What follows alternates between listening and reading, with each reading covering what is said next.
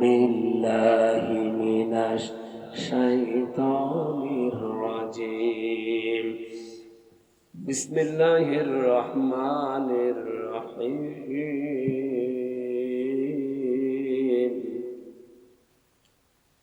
الذي خلق الموت والحياة ليبلوكم أيكم أحسن عملا وهو العزيز الغفور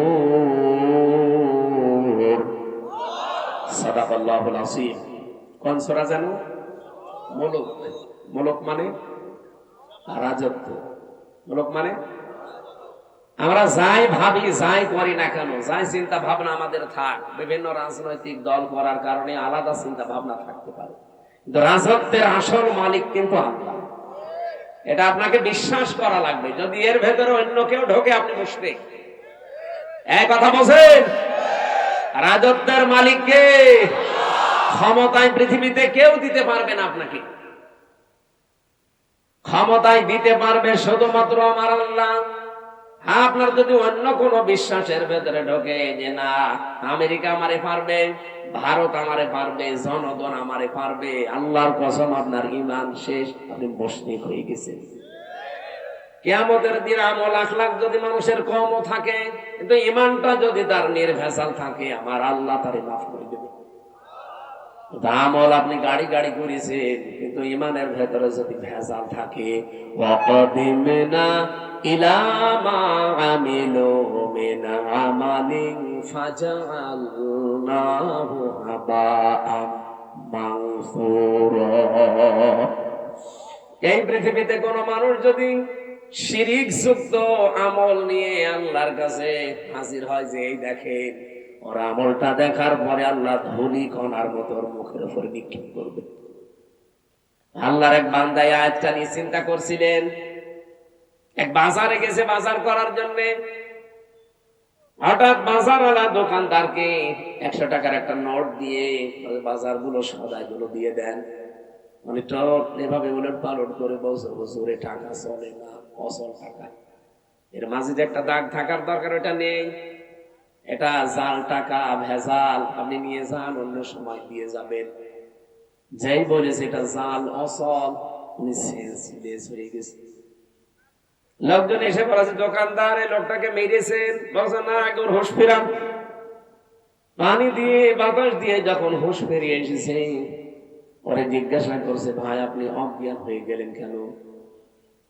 লোকটা বলছে দেখেন ওকে আমাকে কিচ্ছু বলে নাই মারিও নাই বকাবকিও করে নাই শুধু টাকা দিয়েছিলাম টাকাটা উলট পালট করে বলছে এটা জাল টাকা অচল চলে না আমার জীবনে একটা ধাক্কা লেগেছে যে আমারও তো একটা টাকার নোট আছে তার নাম হায়াত তার নাম কি বলেন বলেন আমার তেলাওয়াত কিন্তু আয়াতের দ্বিতীয় শব্দই কিন্তু এটা আল্লাযী খালাকাল মাউতা ওয়াল হায়াতা আল্লাহ বলেন আমি তোমাদের মউত আর হায়াত বানিয়েছি লোকটা ডাক দিয়ে বলছে আমার একটা হায়াত আছে একটা নোট আছে টাকার তার নাম এই 50 60 70 বছরের হায়াতের জিন্দেগি আমি যদি এখনই মারা যাই রব্বুল আলামিন যদি আমার হায়াতটা হাতে করে বলে বান্দা এটা অচল চলে না এর ভেতরে শিরিকের কিছু দেখতে পাচ্ছি এর ভেতরে মানুষ ঠকানো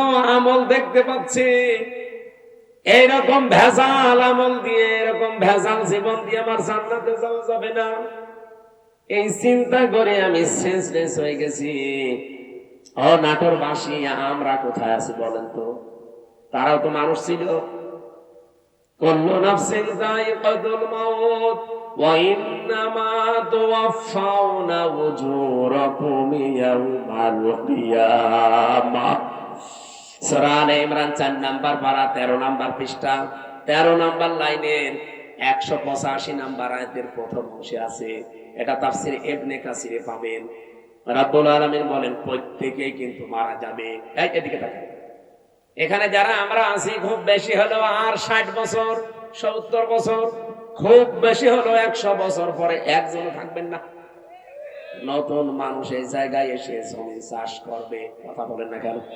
তার মানে 100 বছর পরে আমরা যারা এখানে আছি, নারী পুরুষ সবাই কবরের বাসিন্দা। মাত্র 100 বছর। আর যদি 200 বছর পরে আপনি এই নাটোরের এই জাঠিয়ান এলাকায় এসে যদি বলেন এই বাড়ি আমার, ওই বাড়িতে ওই সময় যারা বসবাস করবে তারা আপনাকে চেনে না, কি? আর আপনিও তাদেরকে চেনেন না, কিন্তু বাড়ি ঘর আপনার, আপনি চিনতে পারছেন। এখন এসে যদি বলেন এই বাড়ি আমার, আল্লাহর কসম আপনাকে ঢুকতে দেবে না। আমি আমার নিজেরটা বলছি, এই যে কোরআন আমার সামনে, আমি জেলখানায় গিয়ে এগুলো আরো বেশি উপলব্ধি করতে পেরেছি, কারণ একা একা থাকতাম। আমার বাবার নাম রিয়াজউদ্দিন, তার বাবার নাম জাহান আলী, তার বাবার নাম নমাজ আলী। এরপরে আমি আর চিনি না, সত্যি কথা বলছি, এরপরে পুরুষ আমি আর চিনি না। আর আমি নমাজ আলীকে দেখি নাই, আমি জাহান আলী পর্যন্ত দেখেছি। এখন এই নমাজ আলীর বাবা মাত্র 70-72 বছর আগে মারা গেছে। এই লোকটা এখন যদি এসে বলে কুষ্টিয়ায় এই 2 তলা বাড়ি আমার, এই ভিটা আমার, ওর দাঁত মুখ খুলে ফেলবে না? লন্ডামি করা যায়? কিসের নমাজ আলীর বাবা? আমি তো নমাজ আলীকে চিনি না। এক কথা বলছে না, বলেন তো আমার বাবা রিয়াজউদ্দিন, জাহান আলী, নমাজ আলী, তারপরে না চিনি না। আমি তো 3 পুরুষ পর্যন্ত বললাম। এ ভাইরে জিজ্ঞাসা করেন তো, 3 পুরুষও পারবে না? 2টা পারবে মনে হয়। তাহলে ওনার 3 পুরুষের আগে 4 নাম্বারটা যদি এখন এসে নাটোরে ওনার বাড়িতে বলে যে এটা তো আমার বাড়ি ছিল, আমি এখানে থাকতে চাই, কসম আল্লাহর যত বড় দাড়ি হোক তো বাড়ি উঠতে দেবে না। বলবো আপনার জায়গা না থাকলে মসজিদে থাকেন, সকালবেলা চলে যেন। এই যে পাশের জেলা রাজশাহী, 3 দিন আগের ঘটনা কি ঘটেছে দেখেছেন? 4টা ছেলে মেয়ে ডক্টর, অথচ ট্রেনের নিচে মাথা দিয়ে মরে গেল। 4টা ছেলে মেয়ে, 8 মাস আগে তার বউটা মারা গেছে। না, আমি শুধুমাত্র ওই ছেলে মেয়েকে দোষ দেই না, ও বাবারও দোষ আছে। কারণ কোরআনে কারিমের যে নির্দেশগুলো ছিল সন্তান হওয়ার পরে 11টা, আপনি খালি জন্ম দিয়ে ছেড়ে দেবেন তা না। ওই 4টা ছেলে মেয়েকে যদিও কোরআনে বর্ণিত 11টা শিক্ষা দিত, যে বৌমা 2টার কারণে লোকটা আত্মহত্যা করলো, ওই রকম বউ ছেলেরা 14টা বাদ দিয়ে দিত। আমাদের জাতির পিতা হযরত ইব্রাহিম আলাইহিস সালাম তার সন্তান ইসমাইলকে বলেছিলেন যে তোমার ঘরের চৌকাঠটা পাল্টিয়ে ফেলো, তার মানে তোমার এই বউর আচরণ ভালো না, এরে পাল্টিয়ে ফেলো। উনি কিন্তু বুঝে ফেলেছিলেন যে বাবার মনে দুঃখ দিয়েছে। এই জন্য এখানে একটা মাসলা বের হয়, আপনার বাবা যদি ইসলামী কোনো কারণে আপনার বউ বাদ দিয়ে দিতে বলে, বাবার কথা অনুযায়ী বউ বাদ দেওয়া জায়েজ আছে, কিন্তু 4 কারণে। আপনি বাবা ওই যে যৌতুকের টাকা পাইনি এই জন্য বাদ দিতে বলছে, ওই রকম বাবার কথা মানা যাবে না। এরকম বাবা আছে না, যে চাহিদা ছিল সে পর্যন্ত হয়তো পূরণ করতে পারেনি। এমনকি অনেকে এই যে বরযাত্রী নিয়ে যাওয়ার সময় ছেলের বাবা এই কথা বলে যে বিয়ায় আমি কিচ্ছু চাই না, শুধু 500 লোক খাওয়াবেন। আপনি কি ফকির নাকি? আর বরযাত্রী যাওয়ার এই সিস্টেমটা বন্ধ করা দরকার। এটা ইসলাম না, এটা হিন্দুদের কালচার। কোথায় পেয়েছেন এই সিস্টেম? বরযাত্রী ইসলামে আছে, ইসলামে আছে অলিমা। অলিমা ছেলের বাড়ি হয় না মেয়ের বাড়ি হয়? আর যে বরযাত্রী কোন বাড়ি? কোথায় পেয়েছেন ঘন্টামি? এটা বাদ দেওয়া লাগবে আজকে। যারা এখানে আছেন মুসলমান, অন্তত অন্য ধর্মের লোক নেই, আজকে থেকে হিন্দুদের এই কালচার বাদ। কোন বাড়িতে কেউ বরযাত্রীর দাওয়াত দিলে যাবেন না, বলে না ও হারাম, আমি খাবো। কোন কারণে? কারণ মেয়ের বাবা যদি মন থেকে আপনাকে কিছু না দেয়, যা নেবেন একটা পান নিলেও পানটাও হারাম।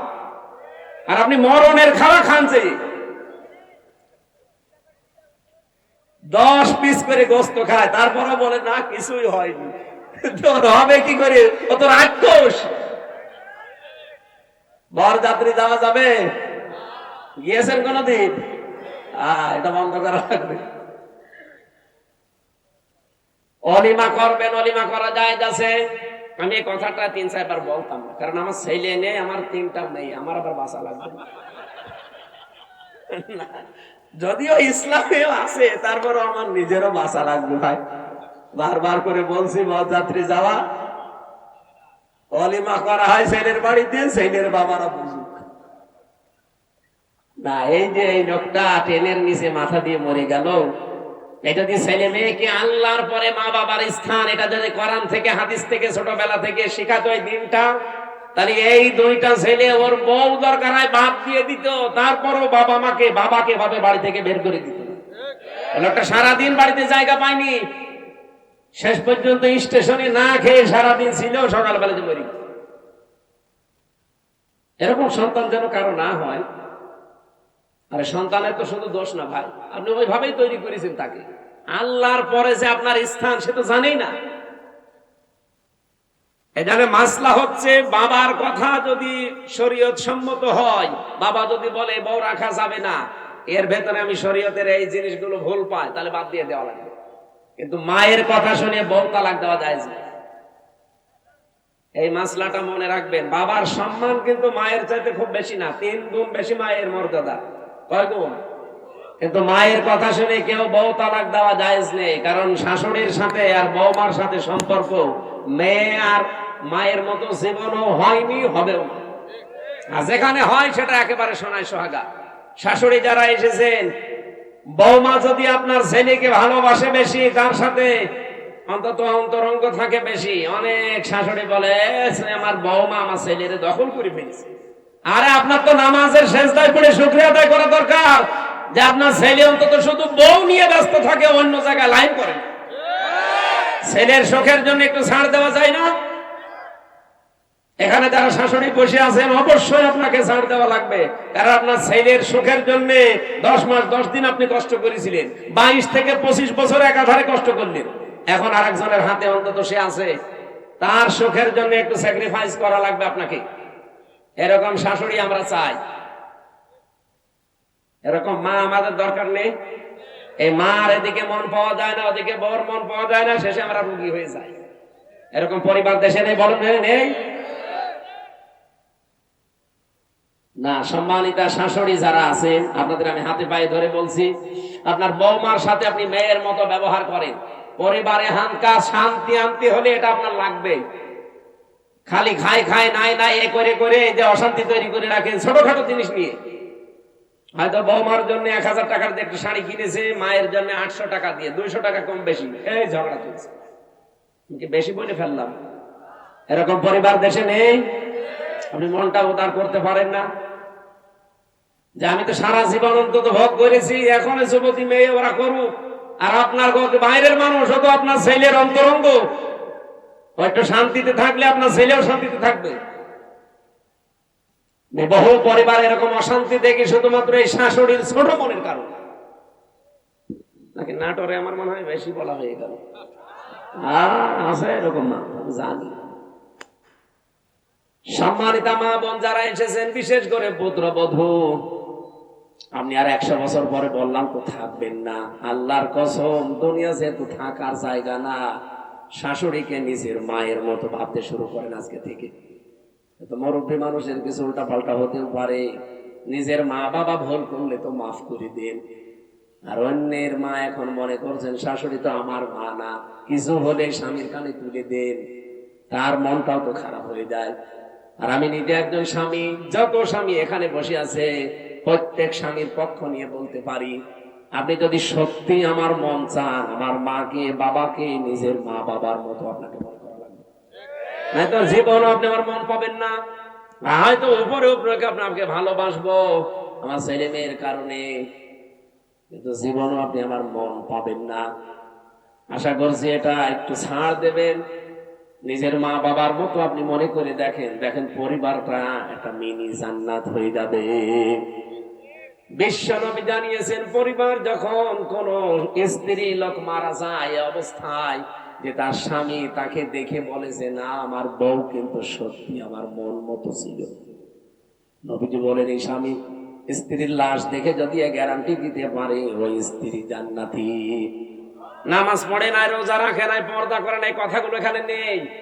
খাদিজাতুল কুবরার পুরা জীবনী পড়লাম, জীবনে 1 ওয়াক্ত নামাজ পড়েননি, একটা রোজা রাখেননি, জীবনে একদিনের জন্য পর্দায় থাকেননি, জীবনে একটা হজও করেননি, একটা টাকা যাকাতও দেননি।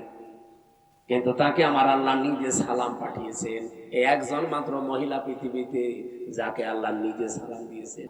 কারণ কি? কারণ এগুলো সব নাজিল হয়েছিল তার ইন্তেকালের পরে। কথা বোঝে? এই বিধানগুলো সব নাজিল হয়েছিল তার ইন্তেকালের পরে, এজন্য উনি করতে পারেননি। কিন্তু আল্লাহ তাকে সালাম দিয়েছেন এবং ঘর জান্নাতে বানিয়ে আলাদা তার জন্য পাঠিয়েছেন। এমন একটা ঘর খাদিজার জন্য আল্লাহ বানিয়ে রাখলেন যে ঘরের ভেতরে কোনো নয়েজ নেই, কোনো আওয়াজ নেই, গোলমাল মুক্ত। তার জীবনী পড়তে গিয়ে আমি ব্যাখ্যায় পেয়েছি এটা একটাই মাত্র কারণ। কি? একটাই মাত্র কারণ, হযরতে খাদিজাকে আল্লাহ জান্নাত দেওয়া, সালাম দেওয়া, যে জীবনে কোনোদিন তিনি স্বামীর মনে একদিনের জন্য দুঃখ দেয়নি। স্বামী যখন বাইরে থেকে আসতো ঘরটা নয়েজ মুক্ত রাখতেন, আওয়াজ মুক্ত রাখতেন, একটা নির্মল শান্ত পরিবেশ তৈরি করে দিতেন ঘরটায়, মনে হচ্ছে বাইরে থেকে এসে জান্নাতে আছে। আল্লাহ এত খুশি হয়েছিলেন স্বামীর এই আচরণটাই, নিজে সালাম তো পাঠিয়েছেন, আবার জান্নাতে ওরকম একটা আলাদা ঘর বানিয়ে সুসংবাদ পর্যন্ত দিয়েছে। আমি নিজে স্বামী সহ যত স্বামী এখানে বসে আছি, আমি গ্যারান্টি দিয়ে বলতে পারি, একটা স্বামী এখন হাত তুলতে পারবেন যে জীবনে কোনোদিন একদিনের জন্য আমার স্ত্রী আমাকে একটা দুঃখ দেয়নি? হাত তোলেন তো। নেই।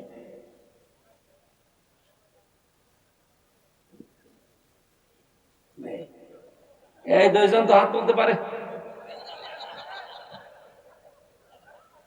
ক্যামেরা এদিকে মারো না, আমি হাসির জন্য বলি নাই, চিন্তা করে দেখেন আমিও হাত তুলতে পারলাম না, যদিও ম্যাডাম মনে হয় দেখছে, যা করে করুক, কপালে যা আছে। কি আশ্চর্য মেয়েরা, এই যে হাজার হাজার মহিলারা বসে আছে, ওরা মনে করে নামাজ পড়লে, রোজা রাখলে আর কালো বোরকা পরলে আমি জান্নাতি। কে বলেছে আপনাকে?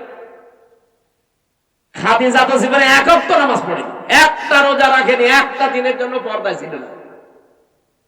জীবনে কোনদিন একটা দিনের জন্য, একবারের জন্য স্বামীর মনে তিনি দুঃখ দেয়নি। এরকম স্ত্রী তৈরি করা দরকার না? এখানে যারা বসে আছেন, আল্লাহ যেন খাদিজার মতো তৈরি করে দেন আপনাদের। বলেন আমিন। না, সিস্টেমটা যদি উল্টিয়ে ফেলি, ওরা যত বড় হুজুর এটা একটু বলেন তো, এখানে এমন কোন স্বামী আছে কিনা যে জীবনে একদিনের জন্য স্ত্রীকে একটা দুঃখ দেয়নি? একটা প্রতিদিন 20টা করে দুঃখ দিচ্ছে। আমাদেরকে হযরতে আলীর মতো হওয়া লাগবে। আল্লাহ আমাদেরকে এই মানুষগুলোর জীবনের সামনে রেখেছেন কেন? শিক্ষা নেওয়ার জন্য। পরিবারটা জান্নাত হয়ে যাওয়ার কথা, অথচ 100টার প্রায় 99টা পরিবার এখন শান্তি নেই। সে আলেম বলেন, হুজুর বলেন আর জেনারেল বলেন, সবগুলো এখন অশান্তি, এই শুধু ছোট মনের কারণে। আমি দুনিয়ার একটা হিসাব দিচ্ছিলাম, আমি নিজের দাদার বাবাকে পর্যন্ত আর চিনতে পারছি না। 200 বছর পরে আমিও যদি কুষ্টিয়ায় আমার ওই বাড়িতে এসে বলি এই বাড়ি আমি বানিয়েছিলাম, আল্লাহর কসম 200 বছর পরে যারা ওখানে বাস করবে আমার কুষ্টিয়ায় ঢুকতে দেবে না। এই হচ্ছে দুনিয়া। আল্লাহ এর পরের অংশে দিয়েছেন, ওয়া ইন্নামা তুওয়াফাউনা উজুরাকুম ইয়াউমাল কিয়ামাহ। ও পৃথিবীর মানুষেরা, বুঝে শুনে কাজ কারবার করবা, যা করো না কেন এইটা কিন্তু তোমারে দেওয়া হবে। যা করবা এইটাই তোমাকে দেওয়া হবে। ফামান যুহজিহা আনিন নার, এইটা বলার জন্য আমি এ পর্যন্ত আসলাম, ভালো করে শুনবেন।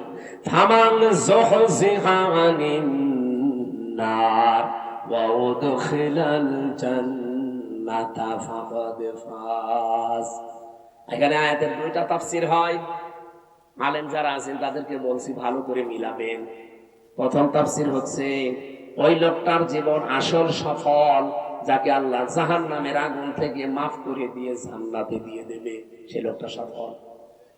আরেকটা তাফসীর হচ্ছে, পৃথিবীর ময়দানে যতদিন সে বেঁচে আছে, জাহান্নামের কাজগুলো যখন আস্তে আস্তে ছেড়ে দিয়ে জান্নাতের কাজের দিকে আস্তে আস্তে এগিয়ে যেতে পারে, তখন সে যেন মনে করে আমি সফল হচ্ছি।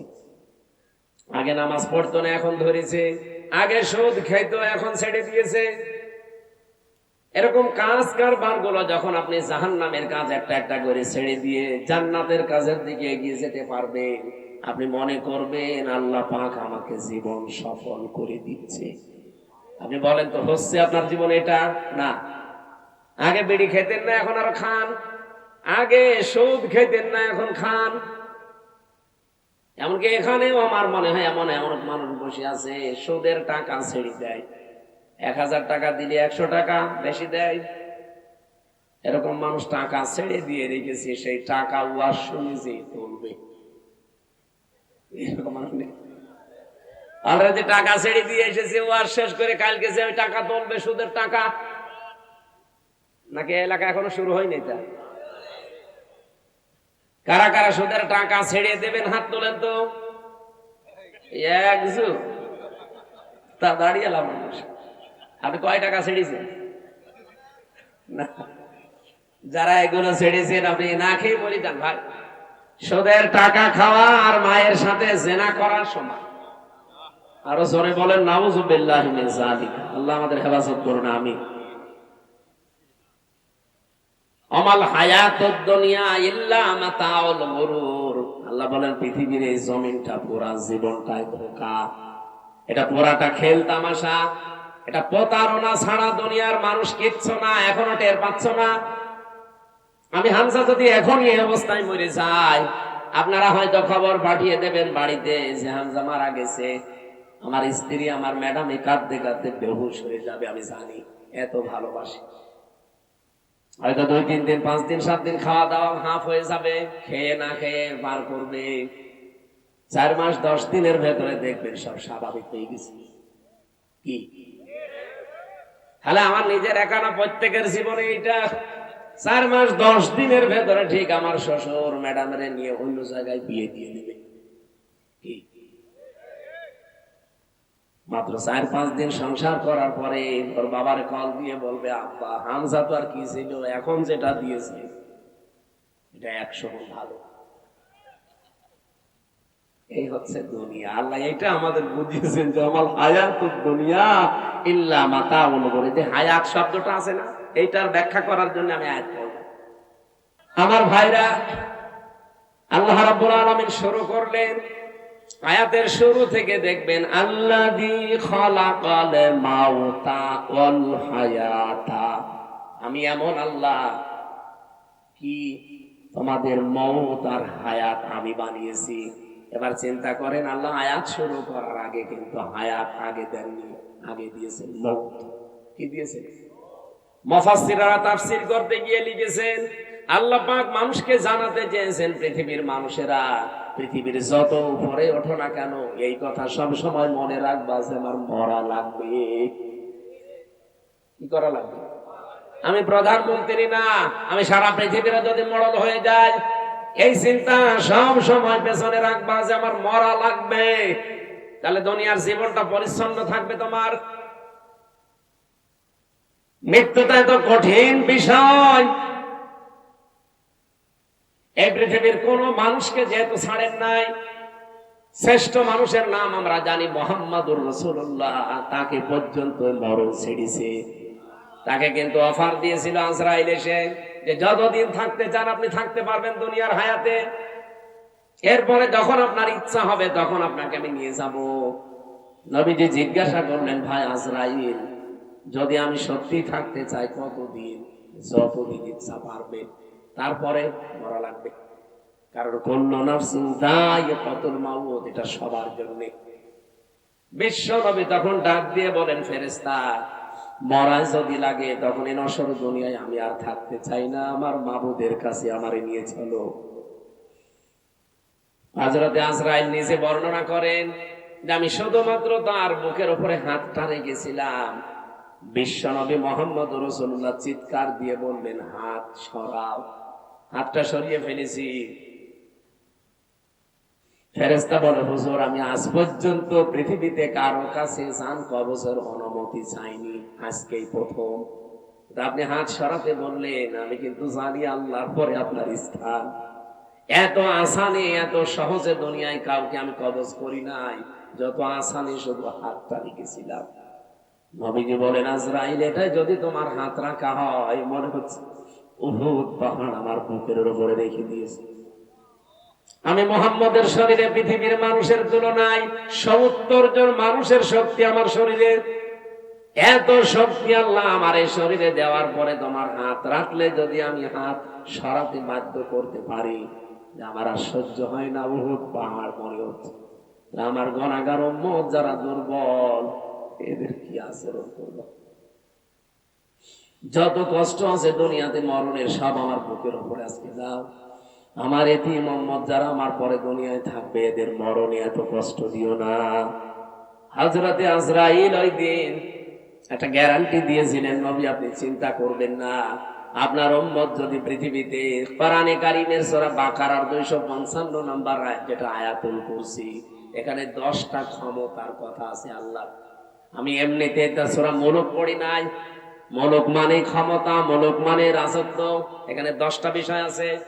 এই 10টা বিষয় যদি কোনো মানুষ নিজে পড়তে পারে ফরজ নামাজের পর, আর এই 10টা বিষয় যদি তার প্র্যাকটিক্যাল লাইফে আমল থাকে, এর উপরে যদি জীবন চালাতে পারে, আমি ফেরেশতা গ্যারান্টি দিলাম, মায়ের স্তনে মুখ লাগিয়ে মানুষ যেভাবে ঘুমিয়ে যায়, ঠিক ওইভাবেই সে ঘুমিয়ে যাবে। এরকম মরণ আমাদের দরকার নেই, বলেন? আয়াতুল কুরসিটার আমল চালাবেন, আর আপনি দেখবেন এর ভেতরে কি আছে। আমার যদি আয়াতুল কুরসির আলোচনা আজকে থাকবে, 10টা বিষয়ের ক্ষমতার বিস্তারিত বর্ণনা বলতাম, শুধু হাদিসটা বললাম। ফরজ নামাজের পরে সালাম ফিরিয়েই পড়বেন, আস্তাগফিরুল্লাহ আস্তাগফিরুল্লাহ আস্তাগফিরুল্লাহ 3 বার, আল্লাহু আকবার 3 বার, আল্লাহুম্মা আনতাস সালাম ওয়া মিনকাস সালাম, এটা একবার। আর আয়াতুল কুরসি কিছু না পড়লেও এগুলো মাস্ট বি পড়বেন। আর আস্তে আস্তে যদি এগুলো বুঝতে পারেন যে কি বলছেন, জীবনে যত বেশি সেট করতে পারবেন আপনার চলার প্র্যাকটিক্যাল লাইফে, জীবন চলার পথে, আপনি দেখবেন আপনার জীবন পরিচ্ছন্ন হতে আছে। ওই যে ফামানসু হুসিহানিন নার ওয়া উদখিলাল জান্নাতা ফাকাদ ফাস, আপনাকে সফল আল্লাহ করে দেবে। আস্তে আস্তে জাহান্নামের কাজ আপনি ছেড়ে দেবেন, জান্নাতের কাজের দিকে আপনাকে ঠেলে ঠেলে আল্লাহ দিয়ে দেবে। আমরা এরকম একটা সুখের মরণ চাই। এরপরের শব্দ ছিল আল হায়াতা, আল্লাহ হায়াত বানিয়েছেন। হায়াত কয় প্রকার? ওরা কোরআন শরীফ পড়ে আমি হায়াত পেয়েছি 5 প্রকার। প্রথম হায়াতে আমরা যেটা ছিলাম তার নাম আরমে আরওয়া, রুহের জগৎ, যেটা হযরতে আদম নবীর পৃষ্ঠদেশ থেকে আমাদের সবাইকে আল্লাহ একদিনে বের করেছেন। এই জন্য পৃথিবীর প্রতিটি মানুষের হায়াত সমান। এখানে এই তথ্য জানেন না অনেকে। দুনিয়ায় যত মানুষের আগে এসেছে, যত মানুষ এখন আছে, কিয়ামত পর্যন্ত যারা আসবে, সবার হায়াত সমান। এদিকে তাকান, সবার হায়াত সমান। আমি আপনাকে একেবারে শেষ পর্যন্ত মিলিয়ে দেব। আদম আলাইহিস সালামের পর থেকে দুনিয়ায় যারা এসেছে, তারা 1000 বছর, 950 বছর এরকম হায়াত পেত। তারা ওই সময় থেকে চলে গেছে। এরপরে যারা আস্তে আস্তে সিরিয়ালে আসছে, 150 বছর, 200 বছর, 50, 60 বছর পরে পরে চলে যায়, নতুন মানুষ আসে। এই যারা চলে গেল, ওরা কোথায় যাচ্ছে? এই যে হায়াত 5 প্রকার বললাম কেন? আল্লাহ পাক প্রথম হায়াত দিয়েছে আলমে আরওয়া, যেটা আমরা সবাই একসাথে ছিলাম। দ্বিতীয় হায়াতের নাম হচ্ছে আলমে বুতুন, যেটা মায়ের পেটে থাকা লাগে নির্ধারিত সময়। সর্বনিম্ন থাকা লাগে 6 মাস, সর্বোচ্চ 10 মাস 10 দিন, ওটার একটা নির্ধারিত বিরায়। এরপরে আর একটা হায়াত আছে, তার নাম আলমে দুনিয়া, যেটা আমরা আছি এখন। এরপরে সামনে আরো 2টা বাকি আছে। একটা হচ্ছে আলমে বারজাখ, যেটা কবরের জগৎ বলে। অমিউরাইহিম বারজাখুন ইলা ইয়াউমি ইউবাআসুন। তোমাদের এরপরে একটা পর্দার আড়ালের জগৎ আসতেছে, তার নাম বারজাখ, কবর। এরপরে তোমাদের ওঠা লাগবে আলমে আখিরাত, আখিরাতের জগতে। কয়টা পেলাম জগৎ? বলেন বলেন। একটা অলরেডি পার হয়ে গেছে নাকি? 2টা পার হয়ে গেছে। একটা আলমে আরওয়া, আর একটা আলমে বুতুন, মায়ের পেট। সামনে আর 2টা বাকি আছে, মাঝখানেরটায় আছে। আরে আগে 2টা গেলে পরে 2টা থাকলে মাঝখানেরটায় থাকা যায় না। এবার একেবারে কিয়ামতের আগের 5 দিন আগে যে লোকটা আসবে দুনিয়ায়, সেও তো মারা যাবে। কথা বলে দেখেন। আদম নবীর পরে যে লোকটা দুনিয়ায় এসেছিল, সে 900 বছর মনে করেন ছিল। এই 900 বছর পরেই তো এখন তার আলমে বারজাখ শুরু হয়ে গেছে, কবরের জগৎ। আর কিয়ামতের 5 দিন আগে যে লোকটা আসবে সেও তো কবরে 5 দিন থাকবে। এই যে আমি হায়াত সমান বললাম, প্রত্যেকের কেন বলেছি জানেন? আমরা তো সব একদিনই আদমের পেট থেকে বের হয়েছিলাম, কিন্তু আগে পরে আসার কারণে প্রত্যেকের কবরের জগৎ কিন্তু একই। হয়তো তারা আগে পাল্টিয়েছে, আমরা পরে আসতেছি, আমরা চলে যাওয়ার পরে যারা আসবে ওরা তো এখন ওই রকম কবরের জগতে আছে। বারজাখুন মানে কি? এই পর্দার আড়া, এই যে পর্দা দেওয়া আছে এর পেছনে যারা আছে ওরা সিরিয়াল করে আসবে, আমরা ওখানে চলে যাব।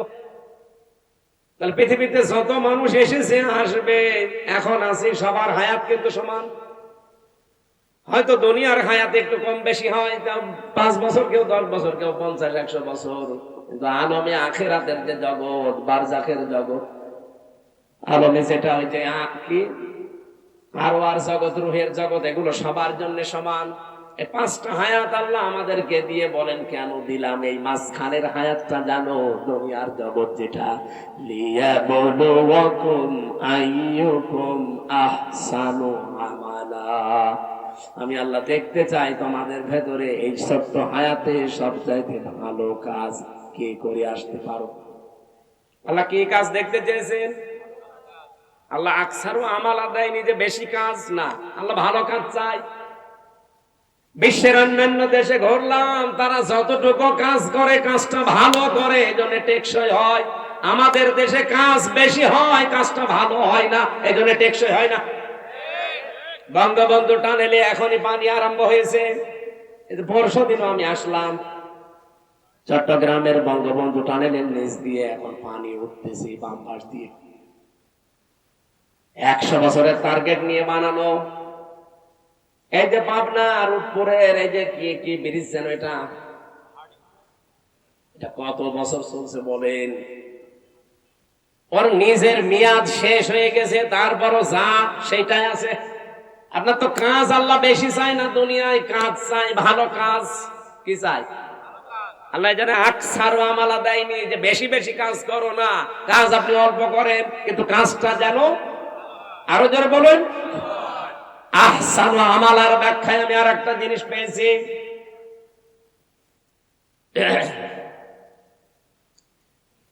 মরণের পরে যেহেতু একটা জিনিসের হিসাব আল্লাহ নিজে ধরবেন, তার নাম ওই যে মিজান। আমরা নাম শুনি যে মিজানের পাল্লায় আল্লাহ মাপ দিবেন। মিজানের পাল্লায় মাপবে না? কি মাপবে? আমল। বলেন বলেন, আমল মানে কাজ। কে বলেছে আমল মানে নাকি? নেকির আলাদা শব্দ আছে, আর সাওয়াবুন মানে নেকি, আর আমল মানে। কিয়ামতের ময়দানে তাহলে আমল মাপ দেবে। আমল মানে, আবার বলছি বাংলায়, বলেন বলেন, আর একবার বলেন ইংরেজিতে, ওয়ার্ক। খুব ভালো করে এই বিষয়টা নিজের সিরিয়ালে মিলাবেন, আপনার জীবন পাল্টিয়ে যাবে। আল্লাহ বেশি কাজ চাইনি, ভালো কাজ চেয়েছে। কেন? যেহেতু মরণের পরে আপনার কাজ মাপা হবে। আমার এবার প্রশ্ন এই দুইজনের কাছে, আর এখানে যারা আছে আলেমরা তাদের কাছে। সারা জীবনই শুনে আসলাম যে কিয়ামতের দিন আল্লাহ মাপ দেবে আমল, কাজ। আর কি দিয়ে মাপবে? মিজানের পাল্লা দিয়ে। মিজানের পাল্লা মানে দাড়ি পাল্লা। এটা শুনিনি? কিয়ামতে যে আল্লাহ মাপ দেয় কিসের পাল্লায়? দাড়ি পাল্লায় মাপবে। কোরআন হাদিসে কোন জায়গায় পড়িয়েছেন যে দাড়ি পাল্লায় আল্লাহ মাপবে? আর আপনার কমন সেন্স নেই? এই যে এই স্টেজটা যদি এই ভাইকে বলি এটা একটু মেপে দেন, উনি দাড়ি পাল্লায় তুলে দেবে। এটা মাপার জন্য আলাদা একটা যন্ত্র আছে। কি দিয়ে মাপবে? ফিতা দিয়ে। কথা বলছে না কেন? এই যে পানির বোতল দিয়েছিল, এখন যদি বলি ভাই পানিটা মেপে দেন, ফিতা দিয়ে মাপবে। কি দিয়ে? ওটা দাড়ি পাল্লা আছে, স্ক্যান আছে। আমার এখন শহর এসেছে, ওনারা যদি বলি ভাই মেপে দেন, পানির বোতল দিয়ে দেবে। কি দিয়ে? প্রত্যেকটা জিনিস দুনিয়াতে পরিমাপ করার যন্ত্র আছে। প্রতিটি জিনিস মাপ দেওয়ার আলাদা আলাদা যন্ত্র পাবেন, আর আলাদা আলাদা তাদের নামও আছে। এ পর্যন্ত বোঝেন কিনা? কিয়ামতের দিন যেহেতু আল্লাহ আমল মাপবে আমরা সবাই জানি, আর আমল মাপে দাড়ি পাল্লা দিয়ে যে 5 কেজি কাজ কোনোদিন 5 কেজি হয়? কি মাপবে? যেহেতু আমল আল্লাহ মাপ দেবে, এটা দাড়ি পাল্লা দিয়ে কেউ আমল মাপে না, কোনো পাগলও মাপে না। আমল বা কাজ, ওয়ার্ক, এটা মাপতে হয়, পরিমাপ করার আলাদা যন্ত্র আছে, তার নাম গুরুত্ব। কাজ মাপতে হয় গুরুত্বের ভিত্তিতে। আপনি কি নতুন শুনছেন? জীবনে কোনোদিন তাফসীর পড়েননি নাকি এইভাবে পড়েননি? কিয়ামতের দিন আল্লাহ মাপ দেবে, আমরা সারা জীবন শুনে আসছি আমল, আর মাপ দেবে কিসে? মিজানের পাল্লায়। মিজান মানে যত তাফসীর আছে, যত অভিধান আছে আরবি পৃথিবীতে যত আছে নিয়ে আসে, কোন জায়গায় মিজান মানে দাড়ি পাল্লা লিখা আছে? আছে। মিজান মানে মানদণ্ড, মিজান মানে ন্যায় বিচারের প্রতীক। এই জন্য হাইকোর্টে দেখেন সরকার একটা দাড়ি পাল্লা টাঙিয়ে রেখেছে, দেখেননি? হাইকোর্টে যেয়েছেন কোনোদিন? দাড়ি পাল্লা টাঙানো আছে। দাড়ি পাল্লা মানে কি? জামাত ইসলামের দাড়ি পাল্লা না। সরকার দেশের মানুষকে বোঝাতে চায় যে বাংলাদেশের কোন জায়গায় যদি ন্যায় বিচার না পাও, এই হাইকোর্টে আসলে ন্যায় বিচার পাবে। এই দেখো তার প্রতীক, দাড়ি পাল্লা দিয়ে দুই দিকে পাল্লা, একটাকে একদিকে ঝোলা আছে, সমান্তরাল করা, একেবারে সমান সমান। এখানে এসে ন্যায় বিচার পাবা, এটা ন্যায় বিচারের প্রতীক। কোরআনে কারিমে আল্লাহ এরকম একটা আয়াত দিয়েছেন, সূরা হাদীদের 25 নম্বর আয়াত, লাকাদ আরসালনা রুসুলানা বিল বায়্যিনাত ওয়া আনজালনা মাআহুমুল কিতাবা ওয়াল মিজান লিয়াকুমান নাসু বিল কিসতি। এখানে তিনটা বিষয় আছে। অবশ্যই আমি দুনিয়াতে রাসূল পাঠিয়েছি, এক নম্বরে। দুই নম্বরে তাদের সাথে মিজান দিয়েছি। মিজান মানে মানদণ্ড, ন্যায় বিচার করার জন্য মানুষের ভেতরে মানদণ্ড কি হবে সেটা আমি দিয়েছি, তার নাম কি?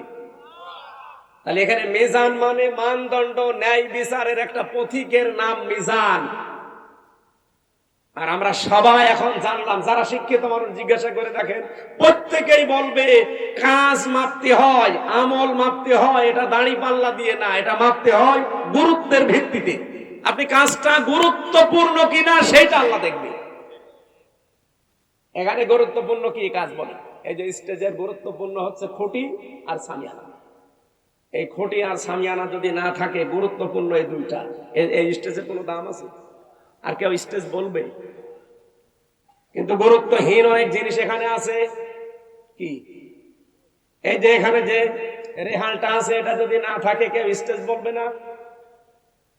এই যে মাইকটা আছে, এই টেবিলটা আছে, এখানে যে সামিয়ানা দিয়ে রেখেছেন সুন্দর করে, যে লাল কার্পেট, এগুলো যদি না থাকে, ফুল দিয়েছেন, লাইট দিয়েছেন, বলেন তো এগুলো গুরুত্বপূর্ণ না গুরুত্বহীন? এত সহজ করে বাংলা ভাষায় বোঝানোর পরও যদি না বুঝছে, আমার মনে হয় আপনাদের কোরআন শরীফ, বুখারী শরীফ দেওয়ার হবে না, এখন বাকারি শরীফ লাগবে। তাছাড়া কিভাবে বলবো বলেন তো? সারা জীবন কি শুনে আসলো যে কিয়ামতের দিন মিজানের পাল্লায় আমল মাপবে। আমল মানে কাজ। এই কেজি, এইদিকে 5 কেজি গোনা তুলে দেবে, এইদিকে 6 কেজি নেকি তুলে দেবে, একদিকে ভার হয়ে যাবে, জান্নাতে চলে যাবে। আরে ভাই, আমল কাজ মাপে দাড়ি পাল্লা দিয়ে কোন পাগলে বিশ্বাস করবে?